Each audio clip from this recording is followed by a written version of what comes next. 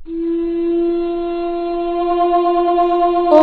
श्री गणेशाय नमः। जय श्री हरि। दोस्तों, आज हम प्रवेश कर रहे हैं पावन आषाढ़ माह के 13वीं कथा में। एक ऐसा दिवस जो भक्ति की गहराई, प्रभु की शरणागति और अहंकार त्याग का जीवंत पाठ है।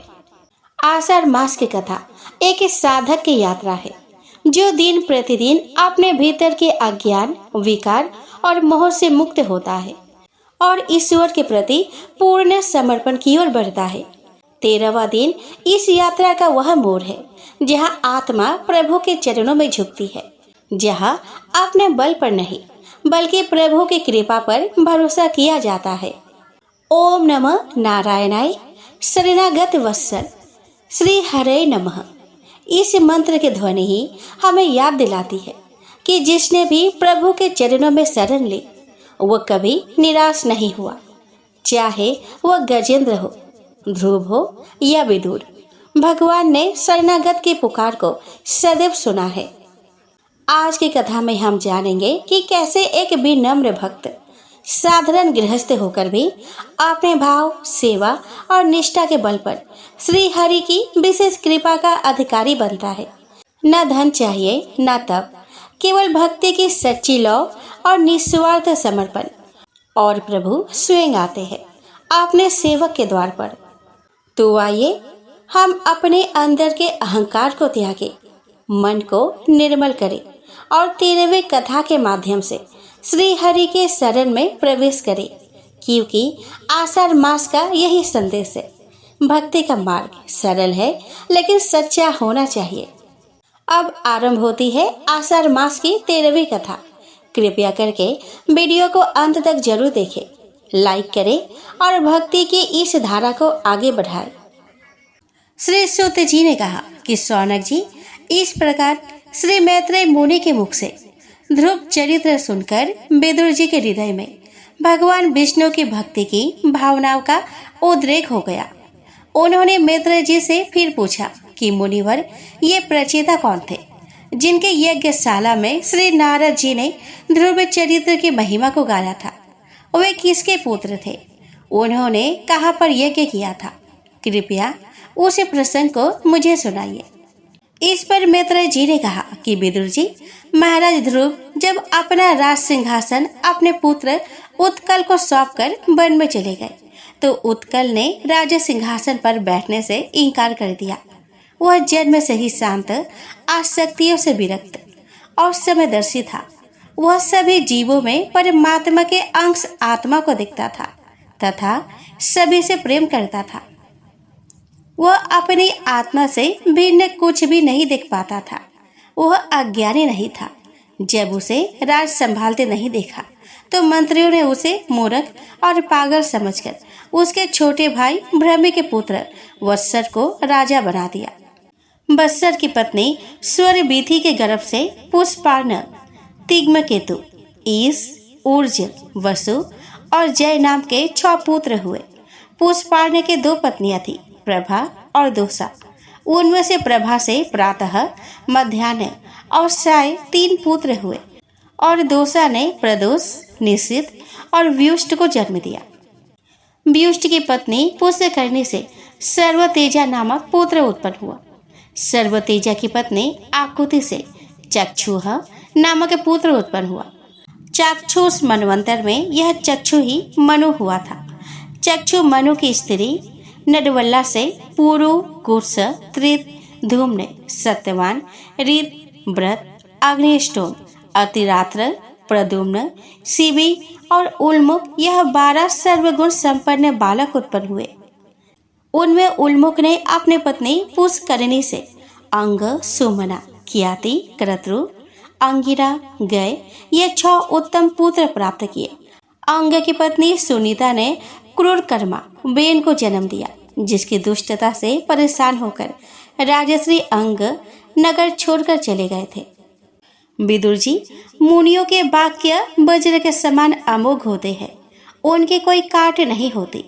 राजश्री अंग ने कोपित होकर वेन को श्राप दिया तो वह मर गया। तब किसी राजा के न रहने के कारण प्रजा में लूट मार की घटनाएं होने लगी। यह देखकर उन्होंने वेन के दाहिने भुजा का मंथन किया, जिससे भगवान विष्णु के अवतार महाराज पृथु का जन्म हुआ। विदुर जी ने पूछा कि विप्रवर महाराज अंग तो बड़े ही शील स्वभाव वाले थे, फिर उनके यहाँ वेन जैसा दुष्ट पुत्र उत्पन्न कैसे हुआ? वेन ने भी ऐसा क्या पाप किया था जो उसे श्राप का फल भोगना पड़ा? प्रजा का तो यह कर्तव्य होता है कि वह अपने प्रजा के पापों को छिपाने का कार्य करे, क्योंकि राजा अपने प्रभाव से 8 लोकपालों के तेज को धारण करने वाला होता है। आप तो सब कुछ जानते हैं। मुनिवर, कृपया वेन के करतूतों के बारे में मुझे बताइए। श्री मैत्रेय जी ने कहा कि विदुर जी, एक बार उल्मुख पुत्र राजा अंग ने प्रचेता के रूप में अश्वमेघ यज्ञ का अनुष्ठान किया था। नारद जी ने इस यज्ञ में श्रीहरि विष्णु की स्तुति में श्लोक पढ़े थे। इस यज्ञ में वेदों के ज्ञाता ब्राह्मणों के कहने पर देवता लोग नहीं आए। तब यज्ञकर्ता ब्राह्मणों ने विस्मित होकर राजा अंग से कहा कि आहुतियों के रूप में जो घी यज्ञ कुंड में डाला जा रहा है उसे देवगण स्वीकार नहीं कर रहे हैं। हम जानते हैं कि आपकी हवन सामग्री दूषित नहीं है, वेद मंत्रों का उच्चारण भी दोष युक्त नहीं है, सभी कर्म शुद्धता के साथ किए जा रहे हैं, नियमों का पालन भी सटीक है, देवताओं का किंचित भी अपमान इस यज्ञ में नहीं किया गया है, फिर भी देवता लोग आपका भाग क्यों नहीं ले रहे हैं? ब्राह्मणों की बात सुनकर यजमान प्रचेता अंग बहुत उदास हो गए। उन्होंने याजकों की अनुमति से मौन तोड़ते हुए उपस्थित सदस्य से पूछा कि सदस्यगण, देवता लोग आह्वान करने पर भी यज्ञ में नहीं आ रहे हैं।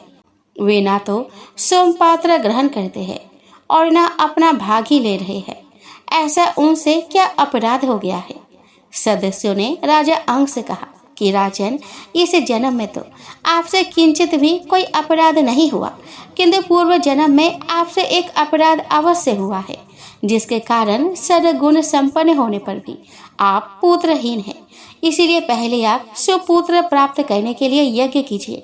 भगवान आपको पुत्र अवश्य देंगे। जब संतान की इच्छा से साक्षात यज्ञ पुरुष श्री हरि का आह्वान किया जाएगा, तब देवता लोग स्वयं ही अपना अपना यज्ञ भाग ग्रहण करेंगे। भक्त जिस वस्तु की कामना करता है, श्री हरि उसे वह पदार्थ अवश्य देते हैं।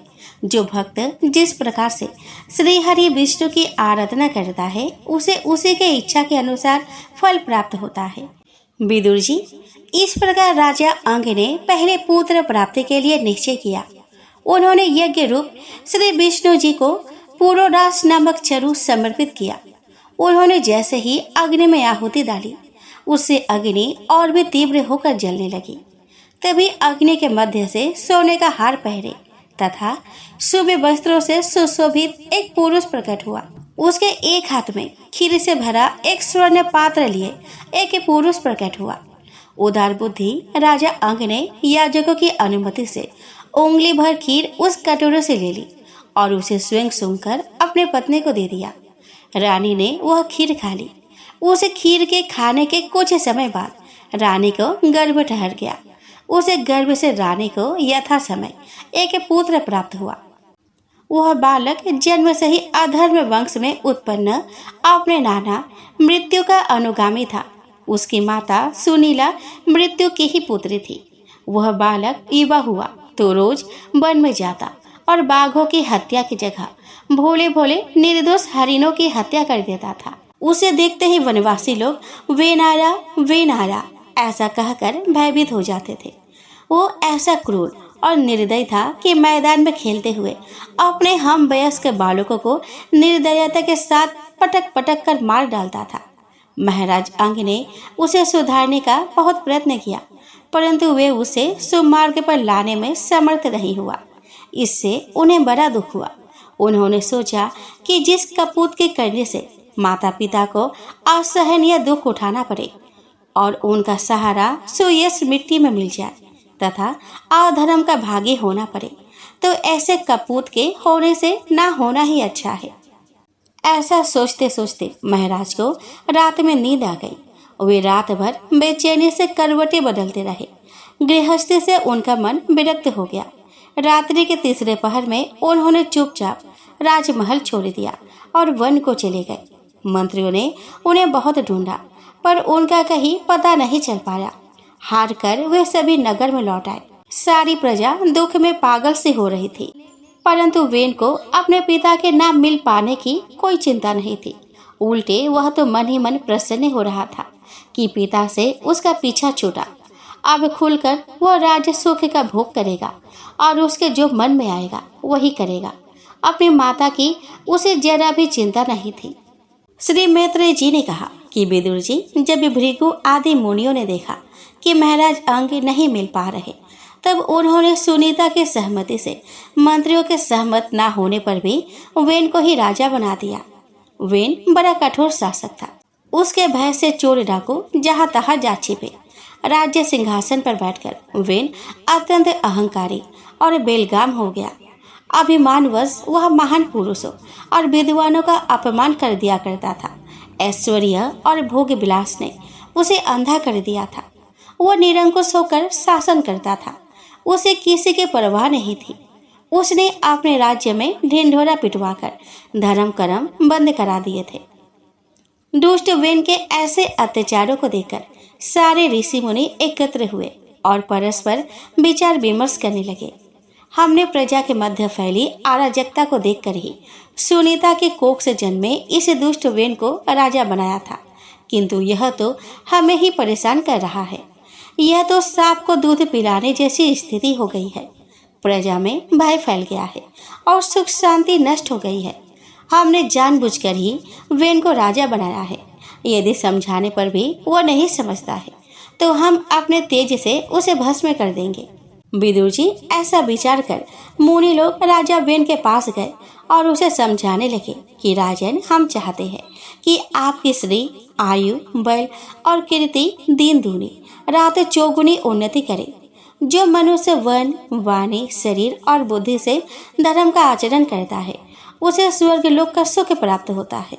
यदि वह अपने लक्ष्य को निष्काम भक्ति से प्राप्त करने का प्रयास करता है तब वह भक्ति उसे अनंत मोक्ष के पद पर पहुंचा देती है।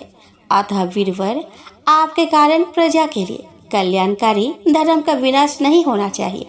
धर्म के नष्ट हो जाने से राजा का ऐश्वर्य भी नष्ट हो जाता है।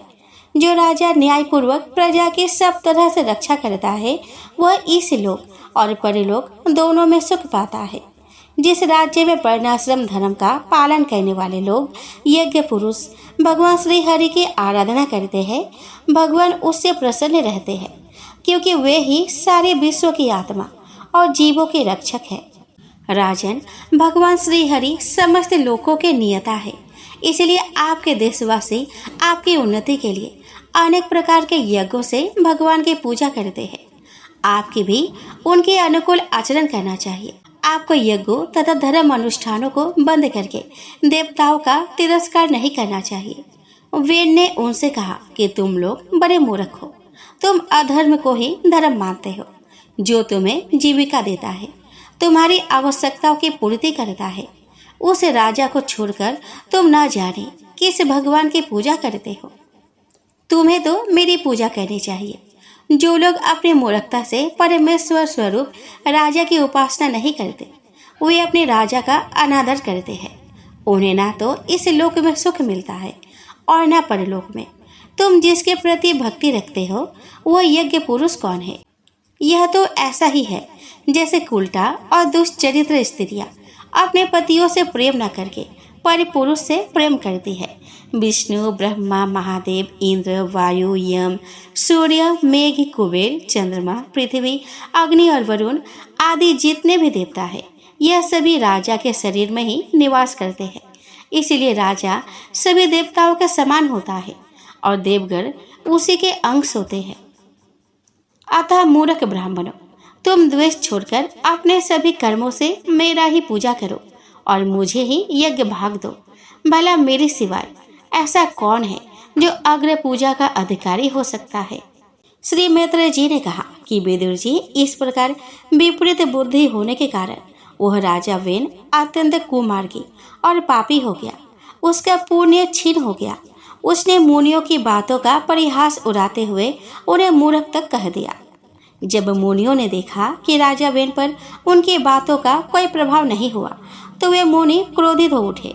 वे उस पर अत्यंत कुपित होकर उसके पास से लौट आए। तब मुनियों ने उसे मार डालने का निश्चय किया, क्योंकि यदि वह जीवित रहा तो धर्म का विनाश होगा और चारों तरफ अधर्म का बोलबाला हो जाएगा। यह दुराचारी राज्य सिंहासन के कतई योग्य नहीं है, क्योंकि यह निर्लज पापी यज्ञ पुरुष श्री हरि की निंदा करता है, जिसकी कृपा से इसे ऐश्वर्य प्राप्त हुआ है। यह उसी की निंदा कर रहा है। तब उन मुनियों ने अपनी मंत्री शक्ति से राजा वेन की हत्या कर दी। वेन की माता सुनीता अपने पुत्र की मृत्यु पर शोकाकुल होकर उसकी मृत्यु देह पर गिरकर विलाप करने लगी। एक दिन की बात है, विदुर जी वे सभी मुनिगण सरस्वती नदी के तट पर पवित्र जल में स्नान करके बैठे थे और यज्ञ से निवृत्त होकर हरि चर्चा में लीन थे। तभी उन्हें देश में अराजकता फैल जाने के स्वर सुनाई देने लगे। उन्होंने देखा कि बहुत से सशस्त्र लुटेरे उनकी ओर दौड़े चले आ रहे हैं, किंतु उन्हें रोकने के सामर्थ्य होते हुए भी हिंसा न करने की दृष्टि से उन्होंने उन्हें नहीं रोका। वहां से हटकर वे राजभवन जा पहुंचे। वहां उन्होंने बड़े जोर से मृत राजा वेन के जांघ को मथा तो उससे एक बौना पुत्र उत्पन्न हुआ। उसका रंग कोये के समान काला था। उसके सभी अंग छोटे थे, उसके जबड़े बड़े थे और टांगे छोटी थी। नाक चपटी थी, नेत्र लाल थे और केश तांबे के रंग के थे। उसने बड़ी दीनता से मुनियों से पूछा कि मैं क्या करूं। मुनियों ने कहा कि बैठ जा। उसे उन्होंने निस्साद कहा। उसने जन्म लेते ही राजा के सारे पापों को अपने ऊपर ले लिया। इससे उसके वंशधर भी लूटपाट, हिंसा और पाप कर्मों में रत रहने लगे तथा ग्राम नगरों में ना रहकर वे जंगलों में रहने चले गए। श्री मैत्रेय जी ने कहा कि विदुर जी ब्राह्मणों ने इसके बाद राजा वेन की भुजाओं का मंथन किया। तब उससे एक स्त्री पुरुष का जोड़ा प्रकट हुआ। उसे देखकर ऋषियों ने कहा कि यह पुरुष विष्णु की कला से प्रकट हुआ है और यह स्त्री परम पुरुष से कभी अलग ना होने वाली उसकी माया, उनकी शक्ति लक्ष्मी का अवतार है। इनमें से पुरुष तो अपने यश का विस्तार करने वाला पृथु नामक यशस्वी सम्राट होगा और सुंदर दांतों वाली यह स्त्री राजा पृथु को अपना पति बनाएगी। इसका नाम अर्ची होगा। राजा पृथु के रूप में साक्षात श्री हरि के अंश ने ही अवतार लिया है। विदुर जी उस समय मुनि लोग पृथु की उपासना करने लगे। श्रेष्ठ गंधर्वों ने उनका गुणगान किया। सिद्ध पुरुषों ने उन पर पुष्प वर्षा की।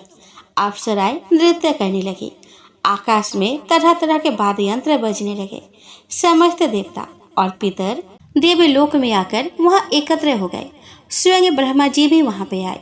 उन्होंने उस बालक के हाथों में श्री हरि की हस्त रेखाएं और पैरों में कमल चिन्ह देकर उसे श्री हरि का ही अवतार कहा। धीरे धीरे बालक युवा हो गया। तब ऋषि मुनियों, मंत्रियों और वेद पाठी ब्राह्मणों ने पृथु का राज्य अभिषेक कर दिया। उसे उपहार स्वरूप तरह तरह के अलंकार और रत्न भेंट किए गए। कुबेर का सोने का सिंहासन प्रदान किया गया। चंद्र जैसी श्वेत छतरी, वायु जैसा चंवर, धर्म कीर्ति जैसी माला, इंद्र जैसा मनोहर मुकुट, यम जैसा दंड, ब्रह्मा जैसा वेद कवच, सरस्वती जैसी सुंदर हार, विष्णु जैसा सुदर्शन चक्र, लक्ष्मी जैसी अचल संपत्ति, रुद्र जैसी चंद्राकार तलवार, अंबिका जैसी 100 चंद्राकार चिन्हों वाली ढाल, अमृतमय अश्व, विश्वकर्मा के सदृश रथ, बकरी और गौ के सिंगों से बना अग्नि धनुष, सूर्य के समान तेजोमय बाण, पृथ्वी के समान चरण पादुकाएं और देवी देवताओं द्वारा अनंत शक्तियां भी उसे दी गई।